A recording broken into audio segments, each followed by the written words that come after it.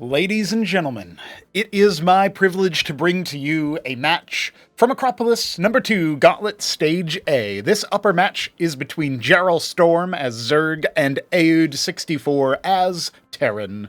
And I think it'll be an exciting one. JarrellStorm was the higher seed. He picks Near Impact as the starter after banning Spinal Tap.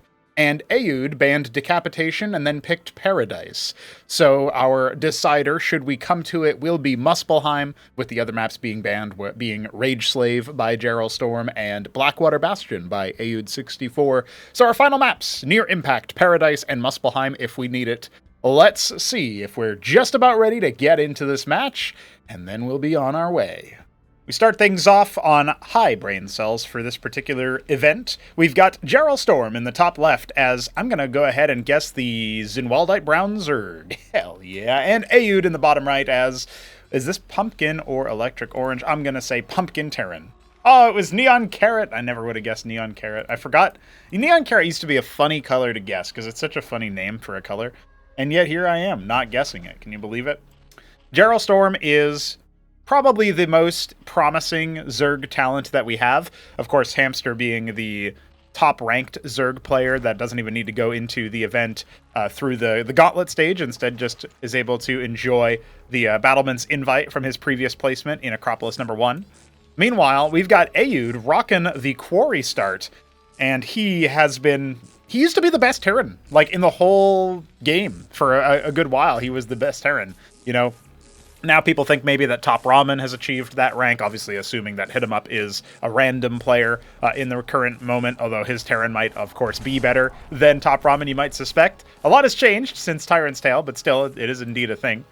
We do have a Talos on the way here for Aeud, and there is going to be a pool after the Larvosk. So as this scout from Jarrell comes on in, you'll see a delayed Fulcrum, and so this is something I haven't actually seen too much of in the current version of the game, because the Talos does not have a weapon, so it can't attack. It's not a harassment unit, but it does seem like it's going to be a good scouting unit for Aeud, and maybe he'll end up finding a good spot for it. I mean, Near Impact does have island bases with gas that you can harvest, so there is that as well.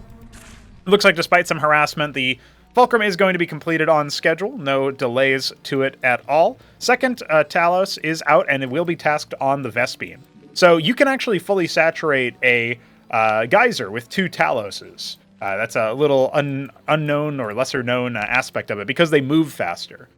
And it's funny, I was actually thinking of one thing that maybe he would have been able to do, funnily enough, is put down a watchdog with this Talos, because they obviously can still construct despite the fact that they can't attack. So that's kind of interesting, right? We might give them an anti-air attack at some point, but obviously having them have a ground attack is maybe a bit silly. So we've seen Vulture going to go ahead and scoot its way forward, and the Quas are spotted. You might see Aeud drop an anchor at some point, kind of off by the wayside. We'll see what he wants to do with that. Right now he's just going to see about pulling back. Is it, a good use of his APM to be harassing the, dogging the Quas on the move out? I'm not sure. It would require a lot of APM, and back at home he doesn't have that much just yet. He will have a third and eventually fourth Vulture as his other ones link back up. They're going to go ahead and drop their mines. You do have 3 lobotomy mines now. Classic maneuver there. And first one is a good hit. That is going to provoke Aeud forward. He's going to shark in and start picking apart the Quas.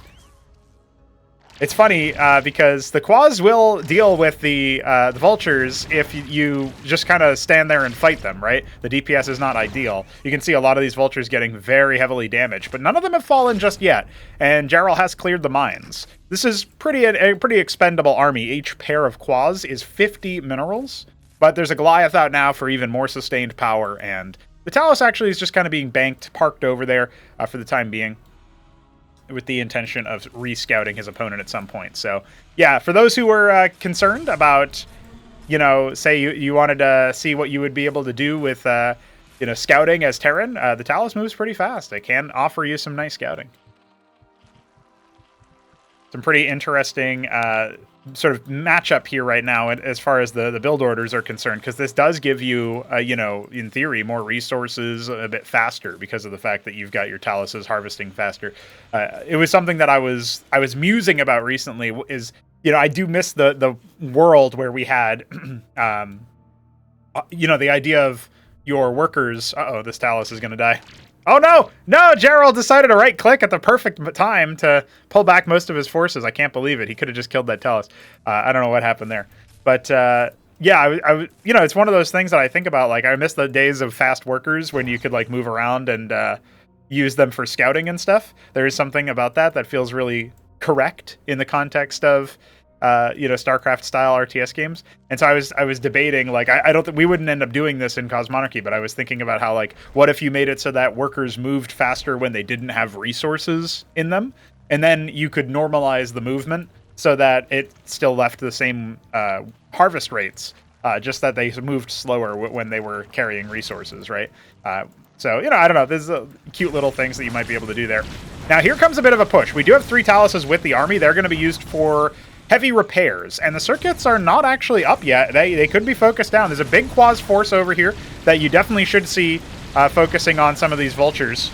Those are the lower armored targets anyway. The Goliath staying alive for now. The Talos is really helping out on the repairs, but that second circuit is done, and some Zets are coming out here now. It doesn't feel like this should actually end up being able to crack the nut, but Jarrell does have a couple more Goliaths to deal with, and not that many more units in production. He's making 10 pairs of Quas.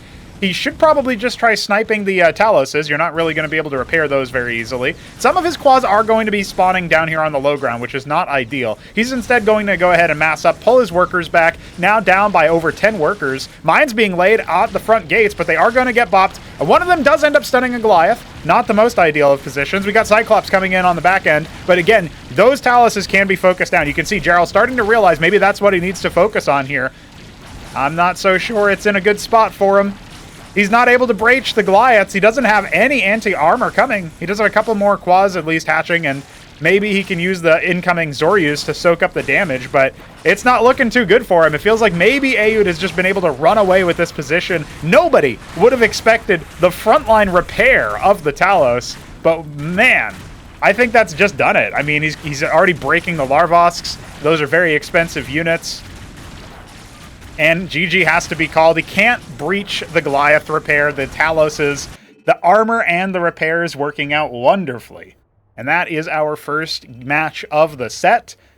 I wasn't expecting it to go that way. Near Impact, a map that can be difficult to punish Zergon in the early stages of the game. Apparently, Aoud found an opening. Well, we go to Paradise, a 4-spawn map, for our second match.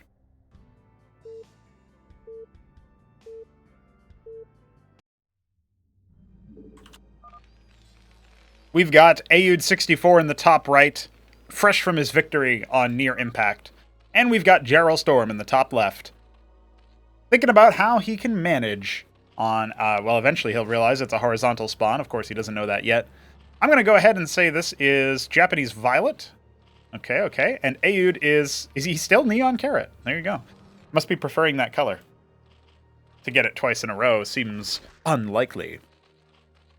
Thanks for joining us for this journey and watching along as JarrellStorm and Aoud fight against each other in a competitive conversion of StarCraft. Can you believe that? Stockade opener here for Aoud. He's already trying something a bit different.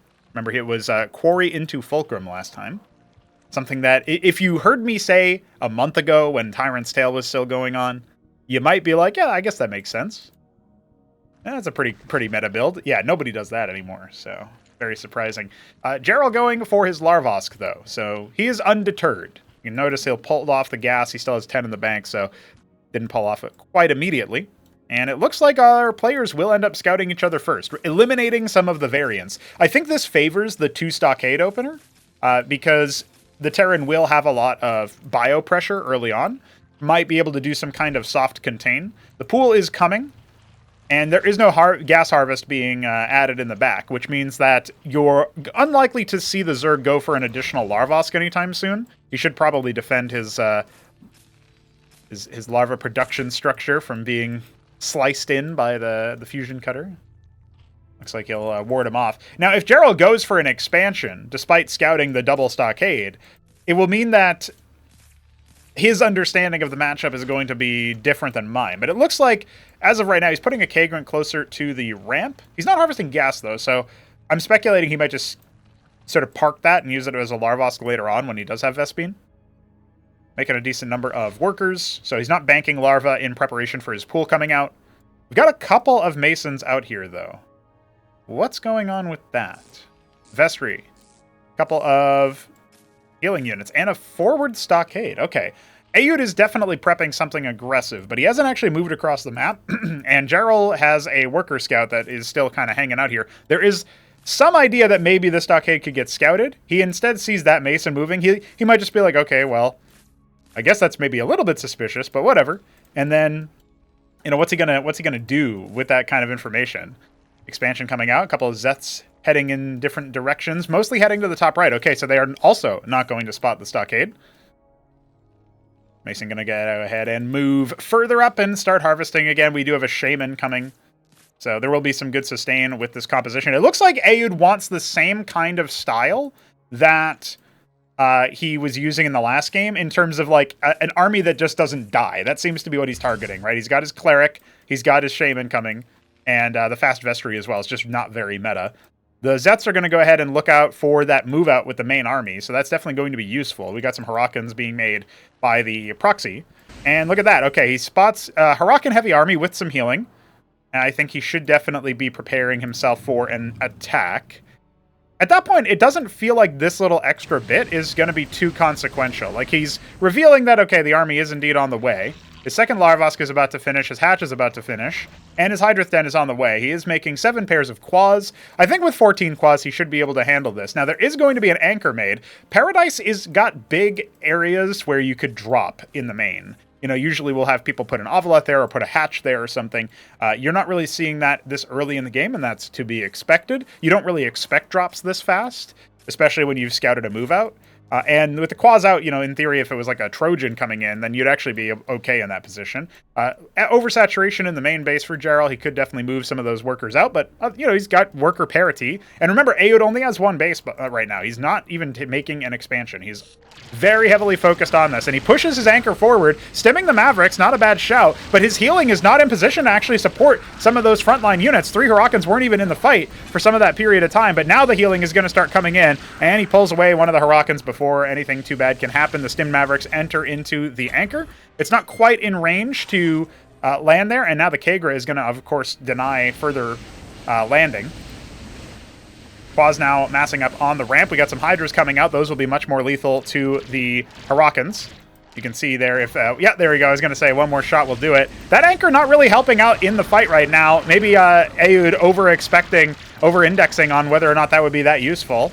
Actually put a Cleric in there as well, so it's not going to have much DPS. The Shaman getting sniped down. Not ideal for our bio-focused player.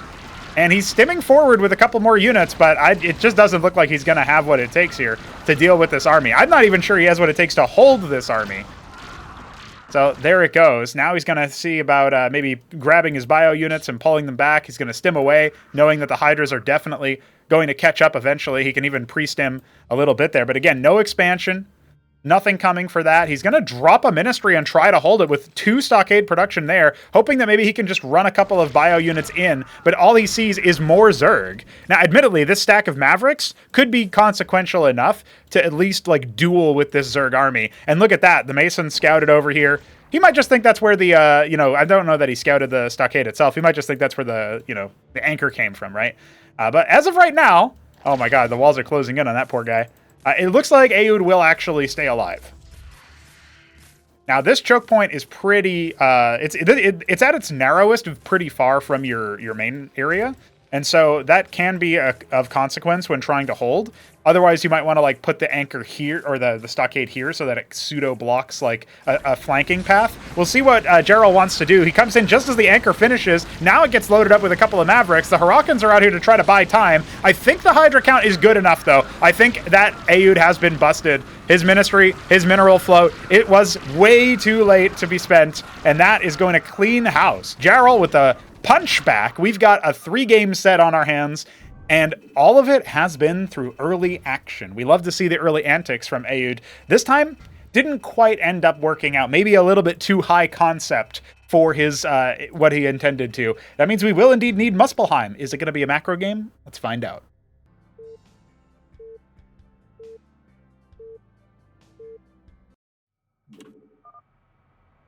And we have JarrellStorm in the bottom left. Victorious in the last game using Hydralisks to his advantage over Bio. Not something you'd see in Starcraft 1. Something you will see in Cosmonarchy. He is in here as, is this maybe Redwood or Auburn or Wine or Mahogany? I'm going to say Redwood. Oh, it was Auburn. Well, at least I guessed one of the potential colors. And Aoud in the top right, once again, the Neon Carrot Terran. He's going for fast Vespene harvesting. This looks to me like it's the Fulcrum variant, where you send 5 workers on minerals, 1 worker on gas at the very beginning of the game. You bank up enough money to eventually drop your bad boy, was pretty much with like the worker that pops out here. So it looks like he's going to path it a little bit towards his ramp and then go ahead and throw open with Fulcrum. So that is indeed what we see for the Terran player. Jarrell going ahead and dropping his Kagrant, getting enough gas for the Larvosk, and it looks like he's actually going to, I was going to say maybe he'll bank a little bit of extra money, but nope. I didn't know if he was going to harvest with like one man on gas the whole time or not. Now, the Fulcrum is going to eventually allow for some interesting antics in the early stages of the game. We might see vultures out. Remember, this is Sans Quarry, so there will not be a delay on that first vulture.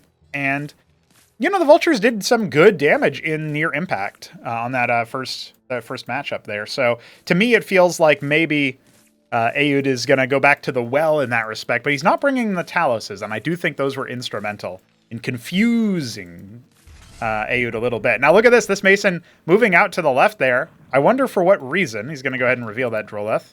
Vulture is being made. I guess he's tying up whatever that Mason was intended for. You got to be somewhat suspicious of the man and his Mason movements as they continue dealing some damage to each other and burrowing and doing all of this other stuff. The Vulture will eventually put an end to these shenanigans. But, you know, he put the Vulture, away from his main, buying him a little bit of time. In fact, he might buy him enough time to just, like, comfortably sit on a few quads over on the ramp and deny access to the Vulture to really do much of anything by itself. Aoud actually going to go ahead and expand off of this, judging by his mineral bank and Mason movement. He's actually laying a defensive cluster of mines in the middle of the map. That's a little bit interesting. This choke point is fairly defendable. It does have a minimum, like, limited amount of range. Like, I guess if you put, like, a Warden or a Circuith or a Sentinel in Tier 2 or whatever at that point, you're probably not going to be defending your main choke. But, you know, that would be one thing that you could do for Terran. Anchors obviously don't fit there, so that ain't going to work. But, yeah, he's going to go ahead and continue dropping the Ministry, seeing what he can do. The mine coverage is pretty good, just holding down that middle path. Remember, you can just kind of bypass that if you want to. And look at this. We're going to see at least 2 of those mines get cleared. And, okay, he does pick off the second Zeth before the mines get another target, so to speak. This guy over here on the low ground, I wonder if this is signaling to us that Aoud wants a fast third base. If he's just kind of expecting Jarrell to not pull the trigger on an aggressive match.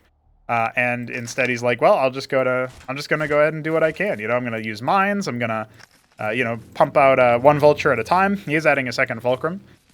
But maybe it's one of those things where he's going to use the extra money for other details. Now, he's dropping a star pad, so this might be a drop play, might be signaling for Anseals.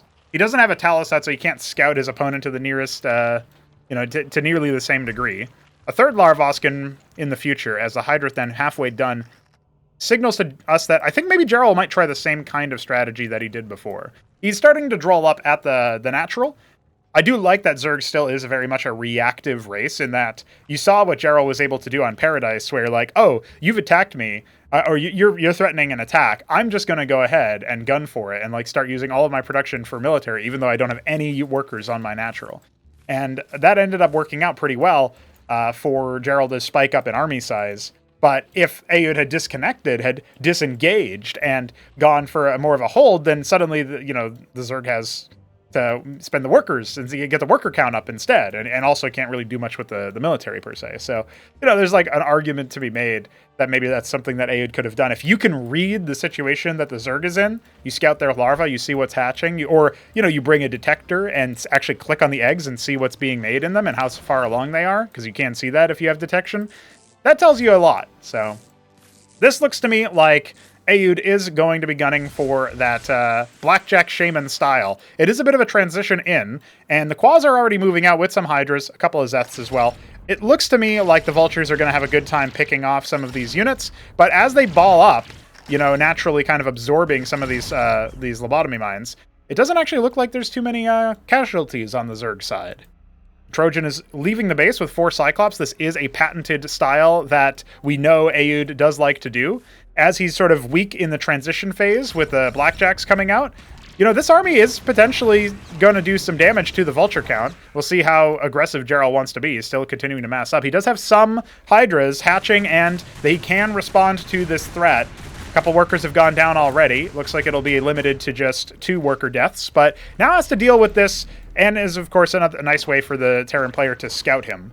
He's denying some mining time, swinging on back to maybe get some more damage dealt to the workers that are sort of massing up there. It doesn't look like, he's not going to find any more purchase. Even though he's denying mining time, and, you know, the workers did move out pretty far, that's really not that bad when you consider how little damage Jarrell actually sustained on his worker count. He still has a worker advantage at this point. So, you know, you should still feel. I think he should feel good. I think he should feel okay about that. He didn't really lose that much.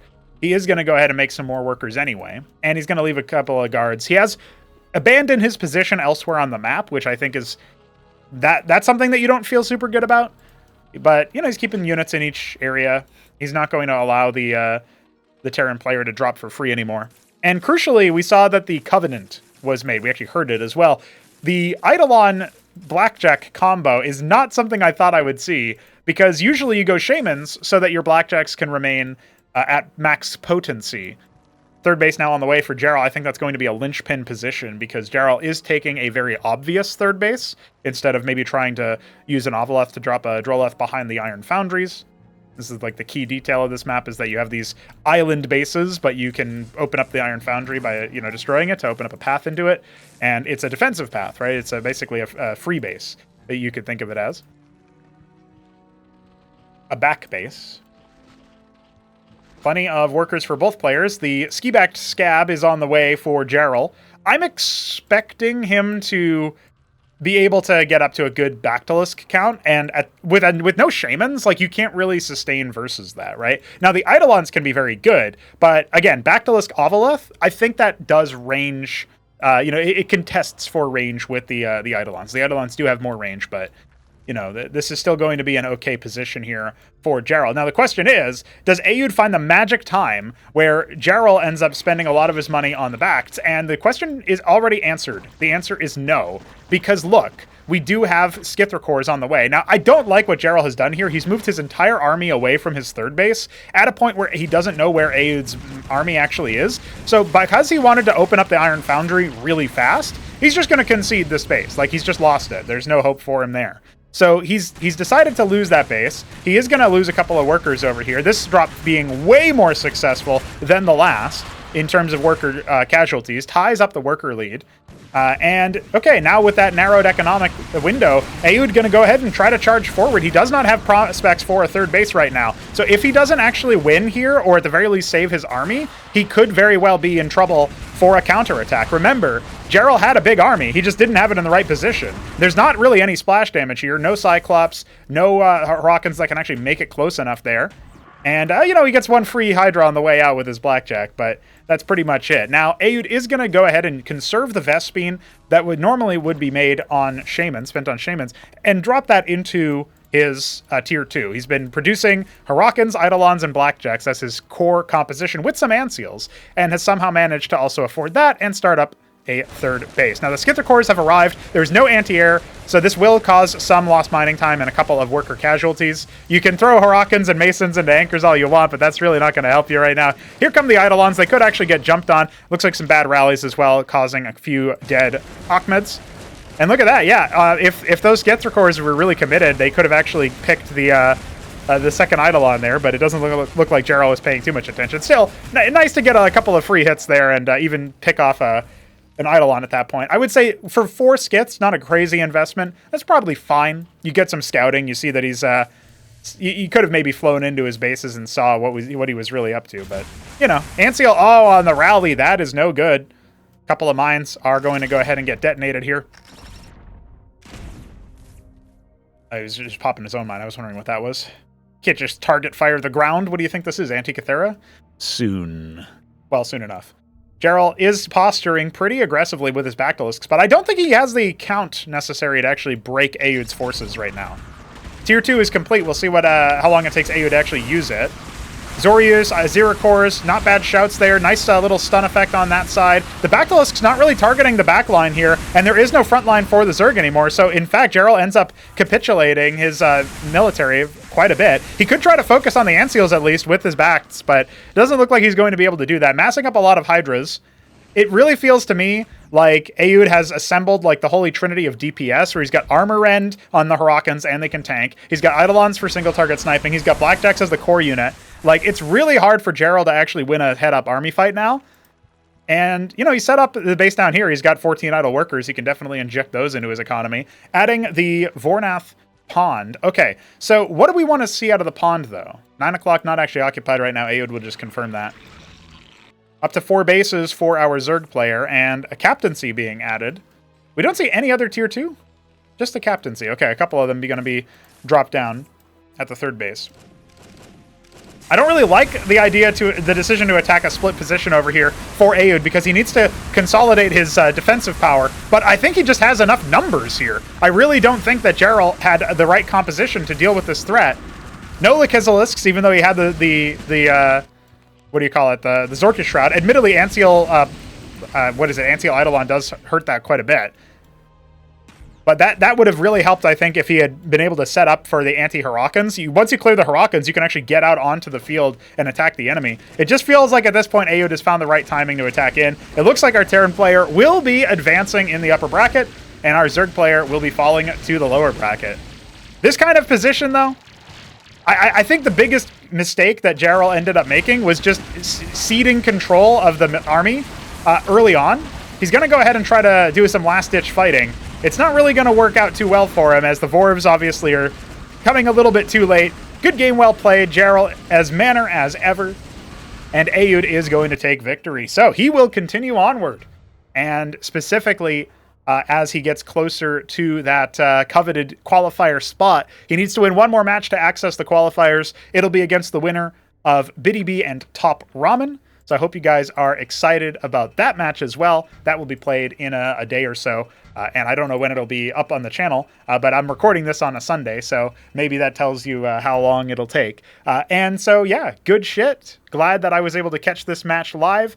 JarrellStorm will fall to the lower bracket, and he will play the loser of Biddy B Top Ramen. So whoever loses that match, I'm sure, is going to be like, what the hell? I have to defeat JarrellStorm? Yeah. Well, good luck, my homies.